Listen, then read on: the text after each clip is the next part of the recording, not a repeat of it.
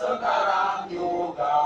Hari ini kawan-kawan, kita berdiri di sini menyampaikan apa saja yang menjadi keluh kesah daripada masyarakat. Jangan coba.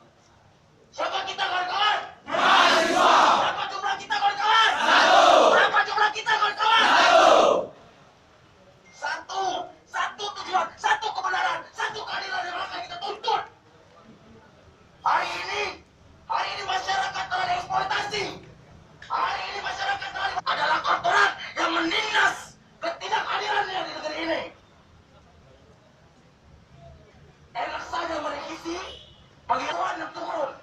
Tetapi apabila semua yang dilihat, apakah kita ingin ada penumpang darah lagi di Aceh? Tidak.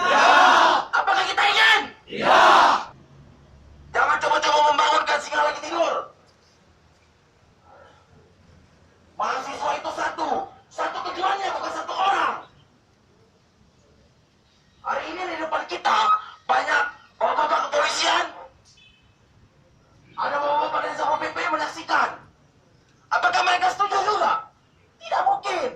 Mereka hanya disuruh hari ini. Mereka ada bekerja.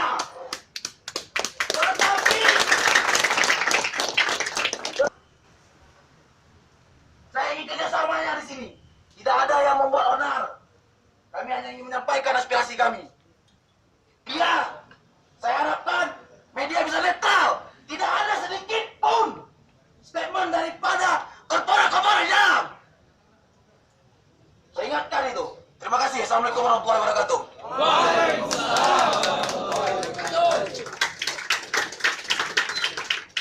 Saatnya kita akan menyatakan sikap kita terhadap revisi Undang-Undang KPK. Seperti saya katakan tadi, tidak ada interaksi langsung di sini dari peserta aksi dengan anggota dewan maupun dengan petugas. Apakah kawan-kawan siap untuk menyatakan sikap? Siap. Jadi kepada kawan-kawan, ini biar saya bacakan saja. Mungkin kepada kawan-kawan bisa menundukkan kepalanya.